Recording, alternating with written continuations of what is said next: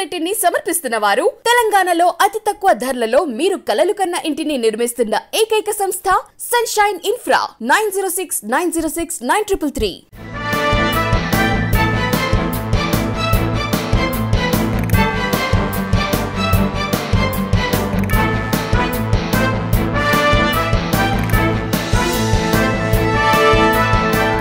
Good morning, welcome to V3 news. లక్ష్యం సమాజహితం. నేను ఆకాంక్ష. Bulletin లో ముందుగా హెడ్లైన్స్ చూద్దాం.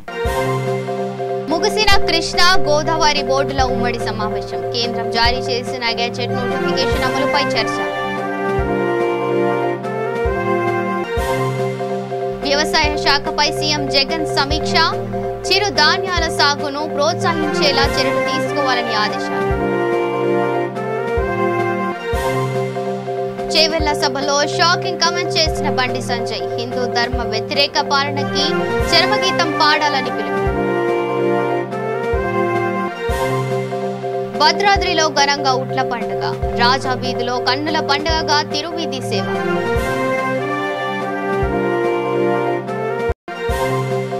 విద్యుత్ సర్దుబాటు పేరిట ప్రజలపై అధిక భారం మోపుతున్నారు. ఏపీసీసీ చీఫ్ తులసిరెడ్డి ఆరోపణ. డీటెయిల్స్ చూస్తే కృష్ణా గోదావరి నది యాజమాన్య బోర్డుల ఉమ్మడి సమావేశం హైదరాబాద్ లోని జలసౌధలో ముగిసింది. బోర్డుల చైర్మన్లు ఎంపీ సింగ్, చంద్రశేఖర్ అయ్యర్ నేతృత్వంలో జరిగిన ఉమ్మడి సమావేశానికి తెలంగాణ, ఆంధ్రప్రదేశ్ అధికారులు పాల్గొన్నారు. కేంద్రం జారీ చేసిన గెజెట్ నోటిఫికేషన్ అమలు కార్యాచరణపై భేటీలో చర్చించారు. ఈ సందర్భంగా జల విద్యుత్ అంశంపై మరోమారు సమావేశం చర్చ జరిగింది. విద్యుత్ అంశాన్ని పూర్తి చేద్దామని ఏపీ అధికారి శ్యామలారావు కోరగా, ఇప్పటికే మా అభిప్రాయం స్పష్టం చేశామని తెలంగాణ నీటిపారుదల శాఖ ప్రత్యేక ప్రధాన కార్యదర్శి రంజిత్ కుమార్ తెలిపారు. మళ్లీ చర్చ అంటే మరోమారు సమావేశానికి రానని తెలిపారు. నిలబడే రజత్ కుమార్ వాదనలు వినిపించారు. అపెక్స్ కౌన్సిల్ నిర్ణయం మేరకు ఇరు రాష్ట్రాలు 66:34 నిష్పత్తిలో కృష్ణా జలాలు వినియోగించుకోనున్నారు. 70% ఆంధ్రప్రదేశ్కి ఇవ్వాలి, 30% తెలంగాణకి ఇవ్వాలని ప్రొజెక్ట్ చేయడం జరిగింది. అదంతా డిస్కషన్ అయిన తర్వాత ఫైనల్గా last year allocation, last year percentage ఏదైతే ఉందో అంటే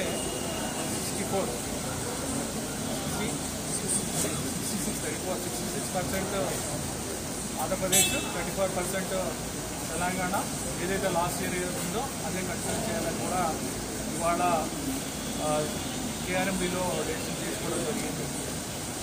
దాంతోపాటుగా పవర్ ఇష్యూలో కూడా తెలంగాణ సైడ్ నుంచి పవర్ అనేది శ్రీశైలం కానీ, ఇచ్చందులో కానీ, నాగార్జున సాగర్ కానీ పవర్ జనరేట్ చేయాలంటే సర్ప్లస్ వాటర్స్ ఉండాలి. అంటే రిజర్వాయర్ ఫుల్ అయిపోయి వదలాల్సిన డౌన్ స్ట్రీమ్ వదలాల్సిన పరిస్థితిలో వచ్చినప్పుడు మాత్రమే పవర్ జనరేషన్ చేయాలి. అది ప్రోటోకాల్ ప్రకారం ఉంది ఏ రిజర్వాయర్కి అయినా సరే. అలాగే డౌన్ స్ట్రీమ్లో ఇరిగేషన్ రిక్వైర్మెంట్స్ కానీ, పవర్ రిక్వైర్మెంట్స్ కానీ ఉంటే వాటి ప్రకారం మాత్రమే అది రిలీజ్ చేయాలి. కానీ అది వైలేట్ చేసి ఇప్పటిదాకా తెలంగాణ 34 ఇచ్చి జూన్ 1 నుంచి ఆల్మోస్ట్ యూటిలైజ్ చేసి పవర్ జనరేట్ చేయడం జరిగింది. ఆల్మోస్ట్ మోర్ దాన్ 100 TMs ఇది సముద్రంలోకి వదిలేయాల్సి వచ్చింది ప్రకాశం బ్యారేజ్. ఎందుకంటే ప్రకాశం బ్యారేజ్లో మనకి స్టోరేజ్ లేదు. తర్వాత డౌన్ స్ట్రీమ్లో కూడా మనకి కృష్ణా బేస్లో అంత రిక్వైర్మెంట్ లేదు. అందువల్ల ఈ వాటర్ అంతా కూడా వేస్ట్ అయిపోయింది.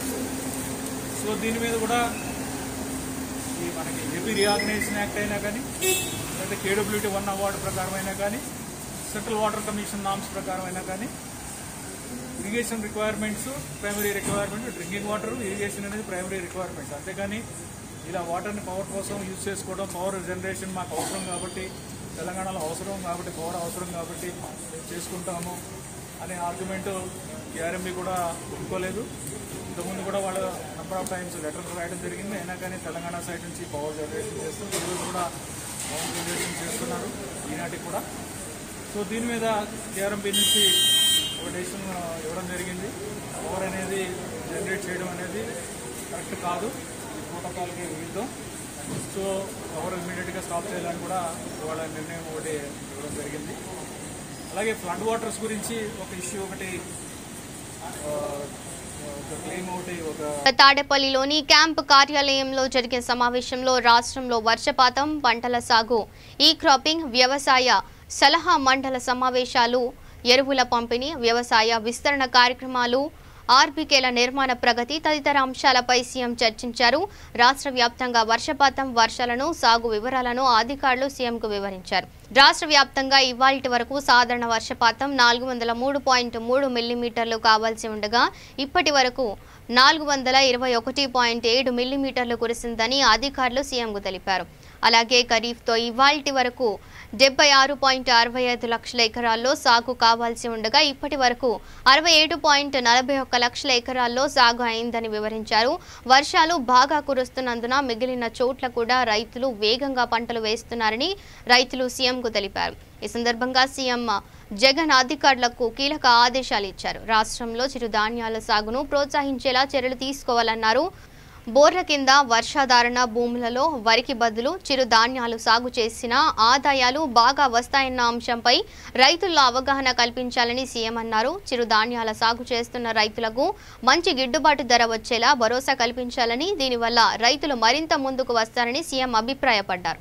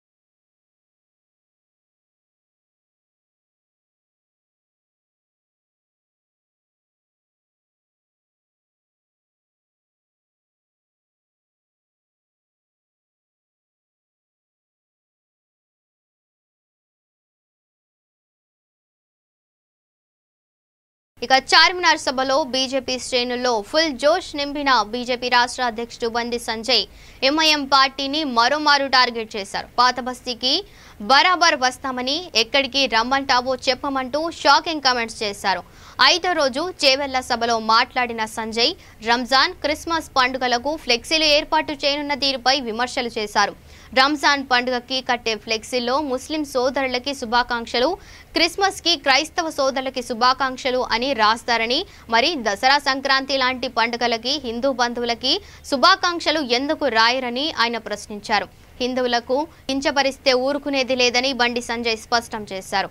గోమాతలను వధించిన, హిందూ దేవుళ్లను అవమానపరిచిన సహించమని ఆయన అన్నారు. హిందూ ధర్మ వ్యతిరేక పాలనకి చరమగీతం పాడాలని బండి సంజయ్ పిలుపునిచ్చారు.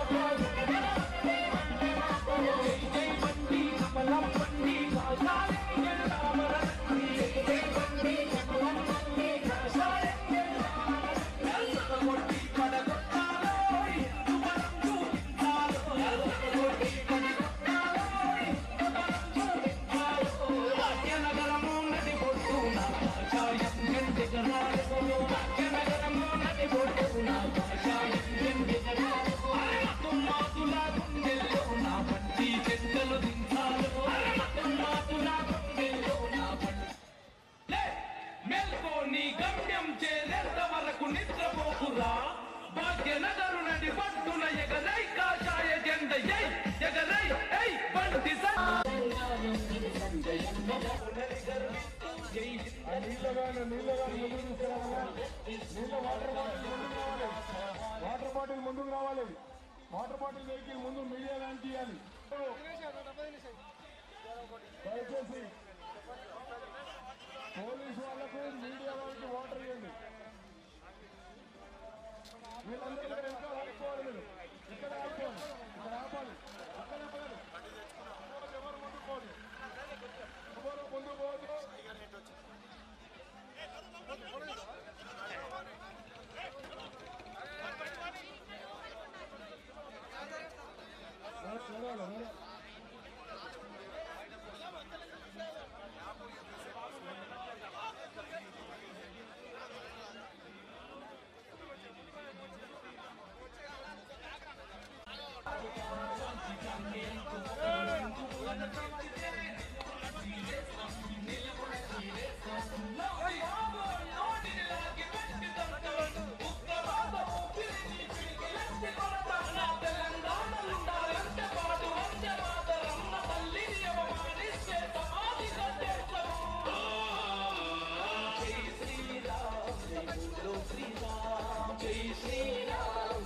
ఇక వైష్ణవ సాంప్రదాయం ప్రకారం భద్రాద్రి రామయ్య సన్నిధిలో ఉట్ల పండుగ వేడుక ఘనంగా నిర్వహించారు. భద్రాద్రి ప్రధాన ఆలయంలోని లక్ష్మణ సమేత సీతారాముల చిత్రకూట మండపం వద్దకు తీసుకువచ్చి ఉట్టిని కొట్టే వేడుక నిర్వహించారు. ఆలయ ఈవో శివాజీతో పాటు ఆలయ అర్చకులు ఉట్టిని లాగుతుండగా యాదవులు ఉట్టిని అందుకున్నారు.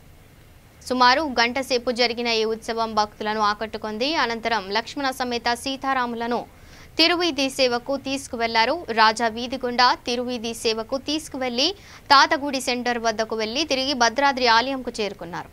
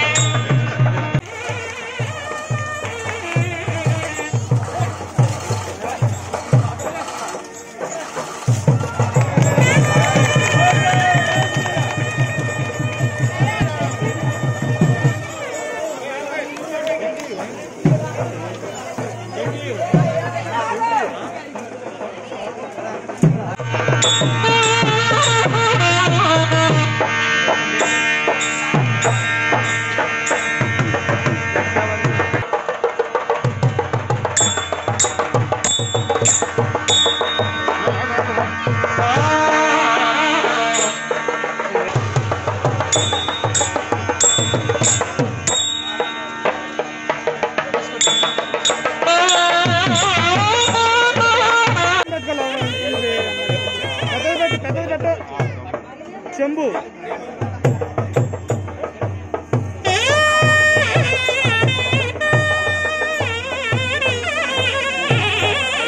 రాంబాబు పడాలి.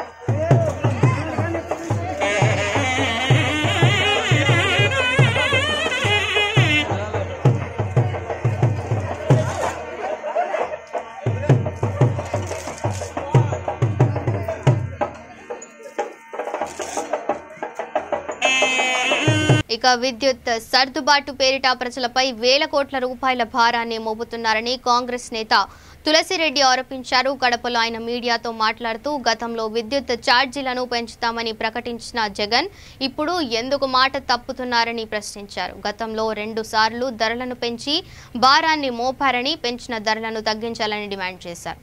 విద్యుత్ సర్దుబాటు ఛార్జీల పేరుతో ఈ ఆర్థిక సంవత్సరంలో అంటే 2021-22 ఆర్థిక సంవత్సరంలో విద్యుత్ వినియోగదారులపై 3,669 కోట్ల రూపాయల అదనపు ఆర్థిక భారం మోపాలని జగన్మోహన్ రెడ్డి గారి ప్రభుత్వం నిర్ణయించడం చాలా శోచనీయం, ఇది గర్హనీయం. జగన్మోహన్ రెడ్డి గారి ప్రభుత్వ పనితీరు ఎలా ఉందంటే, ఏరు దాటినంత వరకు ఓడమల్లన్న, ఏరు దాటినాక బోడిమల్లన్న అనే చందంగా ఉంది. ఎన్నికలకు ముందు ఏం చెప్పాడు? మేము గన అధికారంలోకి వస్తే విద్యుత్ ఛార్జీలు పెంచము అని చెప్పేసి అధికారంలోకి రాకముందు ఎన్నికలకు ముందు చెప్పారు. అధికారంలోకి వచ్చిన తర్వాత బాధుడే బాధుడు. పోయిన సంవత్సరం 2 సార్లు విద్యుత్ ఛార్జీలు పెంచారు. ఆ 2 సార్లు కలిసి 2,800 కోట్ల రూపాయలు అదనపు ఆర్థిక భారం మోపారు. ఇది అదనం. మళ్ళా ఈ సంవత్సరం ఏప్రిల్ మాసంలో కొత్త టారిఫ్ ఆర్డర్ని పేరు పెట్టి మళ్ళా ఒక 2,600 కోట్ల రూపాయల అదనపు ఆర్థిక భారం మోపారు విద్యుత్ వినియోగదారుల మీద. మళ్ళీ ఇప్పుడు విద్యుత్ సర్దుబాటు ఛార్జీలు, ట్రూ అప్ ఛార్జీల పేరుతో మళ్ళా 3,669 కోట్ల రూపాయల అదనపు ఆర్థిక భారం మోపుతా ఉంది. ఈ సెప్టెంబర్ మాసం నుండి ఇక 8 నెలల పాటు ప్రతి నెల ఒక యూనిట్ మీద ₹27 అదనంగా వస్తుంది. అంటే యావరేజ్గా ప్రతి కుటుంబానికి, ప్రతి కనెక్షన్కు నెలకు దాదాపు ₹250 యావరేజ్గా అదనంగా కట్టాల్సి వస్తుంది ఈ సెప్టెంబర్ నుండి 8 మాసాల పాటు. ఒకవైపు కరోనా నేపథ్యంలో పనులు లేక, చేతిలో చిల్లి గవ్వలేక, ఆర్థిక ఇబ్బందులతో ప్రజలు సతమతమవుతా ఉంటే, ఏమాత్రం మానవత్వం లేకుండా, మానవీయ కోణం లేకుండా అమానుషంగా పుండు మీద కారం జల్లినట్లు, గోరు చుట్టు మీద రోకటి పోటులా, మూలిగే నక్క మీద తాటికాయ పడ్డట్లు విద్యుత్ ఛార్జీలు పెంచడమే పెంచడం. కాబట్టి కాంగ్రెస్ పార్టీ తరఫున మా డిమాండ్ ఏమంటే, ఈ ట్రూఅప్ ఛార్జీలు, ఈ విద్యుత్ సర్దుబాటు ఛార్జీల పేరుతో ఈ 3,669 కోట్ల రూపాయల అదనపు భారం వేయాలని ఏదైతే జగన్మోహన్ రెడ్డి గారి ప్రభుత్వం నిర్ణయించిందో దాన్ని ఉపసంహరించుకోవాలని కాంగ్రెస్ పార్టీ డిమాండ్ చేస్తా ఉంది. ఇక అందరికీ సంపూర్ణ ఆరోగ్య పరిరక్షణే ప్రభుత్వ లక్ష్యమని మహిళా అభివృద్ధి, శిశు సంక్షేమ శాఖ పీడి సుజాత పేర్కొన్నారు. పౌష్టికాహార మాసోత్సవం కార్యక్రమం సందర్భంగా అనంతపురంలో నిర్వహించిన ర్యాలీని ఆమె ప్రారంభించారు. మానవహారంగా ఏర్పడి అందరికీ ఆరోగ్యం అనే నినాదంతో ప్రతిజ్ఞ చేశారు.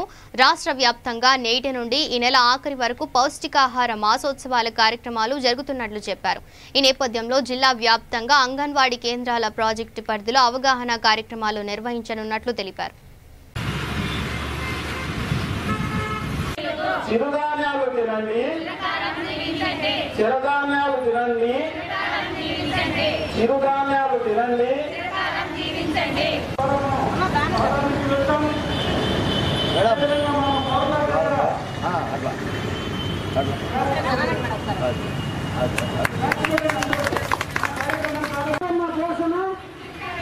చిరుధాన్యాలు తినండి, చిరుధాన్యాలు రంగుడు బియ్యం తినండి.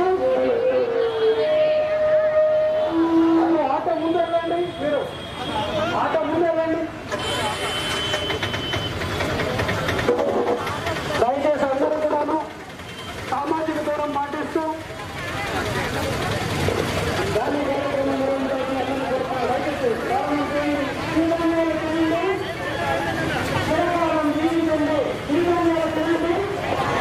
దృఢం ఉండేలా తీర్చిదిద్దుతానని పౌష్టికాహార మాసోత్సవంలో భాగంగా సరైన పోషణతోనే మంచి ఆరోగ్యం ముడిపడి ఉందనే సందేశం నేను పోషణ అంటే సంతులిత పోషకాహారం, పరిశుభ్రమైన నీరు, అలాగే వ్యక్తిగత మరియు పరిసరాల పరిశుభ్రత అనే విషయం అందరికీ తెలియజేస్తాను. రాష్ట్ర వ్యాప్త చైతన్యంగా మలిచే మరియు వారి శక్తి సామర్థ్యాలు పెంపొందుతాయి అనే మన సంకల్ప సిద్ధి కోసం నిరంతరం శ్రమిస్తానని ప్రతిజ్ఞ చేయుచున్నాను.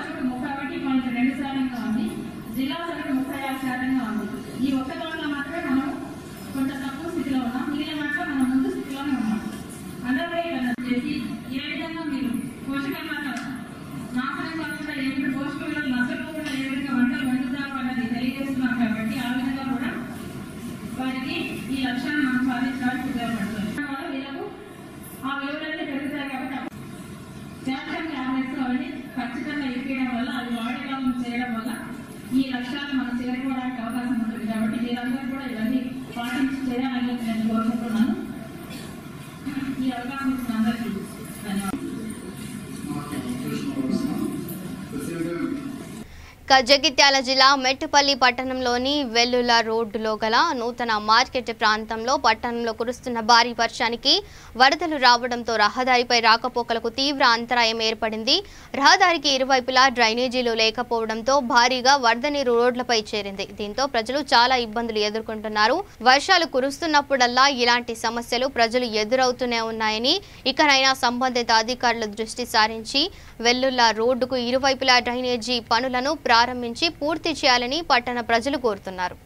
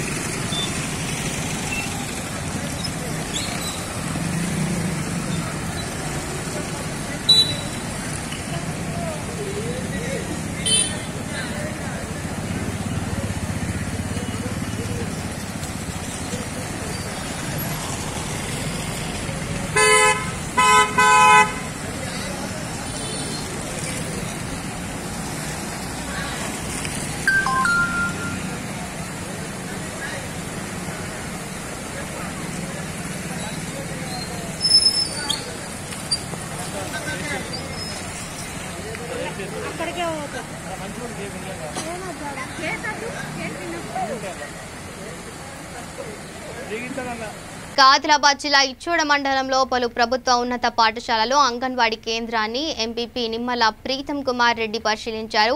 ఇచ్చోడలోని ఎంపీపీఎస్ ఉర్దూ మీడియం పాఠశాలతో పాటు మండలంలోని పలు పాఠశాలలకు 30 లక్షలతో ప్రహరీ కూడా 15 కిచెన్ షెడ్ల నిర్మాణానికి మరమ్మతులు చేయించడం కోసం నిధులు మంజూరు చేయించి పాఠశాలలో పనులు ప్రారంభిస్తామని ఎంపీపీ తెలిపారు. ఈ కార్యక్రమంలో మండల విద్యాధికారి ఉదయరావు, గ్రామ పంచాయతీ సర్పంచ్, ఉప సర్పంచ్, పాఠశాలల ఎస్ఎంసీ చైర్మన్లు తదితరులు పాల్గొన్నారు.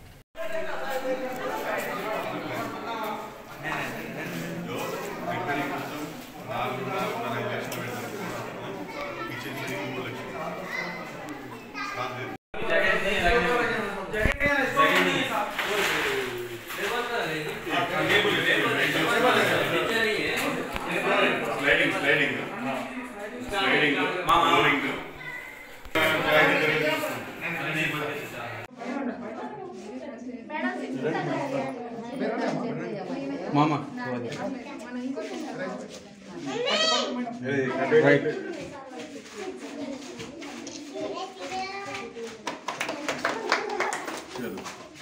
పునఃప్రారంభమైంది విజయవంతంగా రావడానికి మనకు గర్భిణీ వాలంటీర్లకు పిల్లలకు కూడా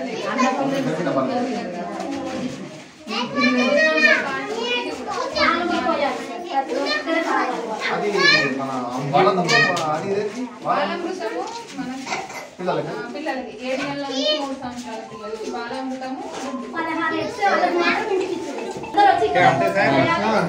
ఫోన్లు చేస్తున్నారు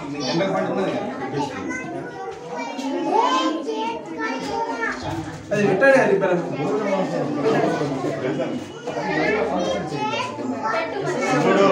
కంపల్సరీ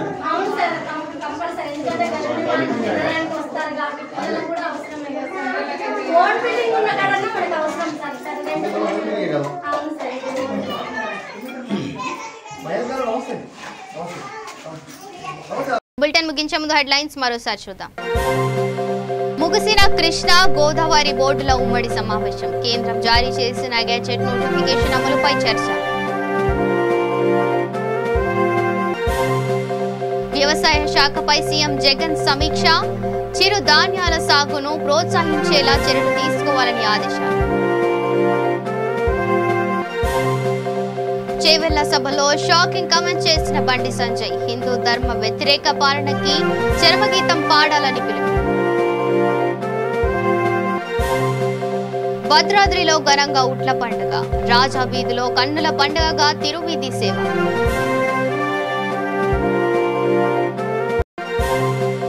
విద్యుత్ సర్దుబాటు పేరిట ప్రజలపై అధిక భారం మోపుతున్నారు. ఏపీసీసీ చీఫ్ తులసిరెడ్డి ఆరోపణ.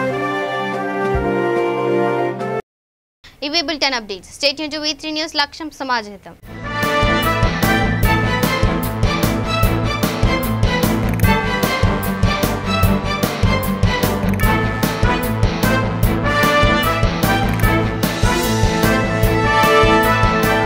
ఈ బులెటిన్ ని సమర్పించిన వారు తెలంగాణలో అతి తక్కువ ధరలలో మీరు కలలు కన్న ఇంటిని నిర్మిస్తున్న ఏకైక సంస్థ సన్షైన్ ఇన్ఫ్రా 9069069333.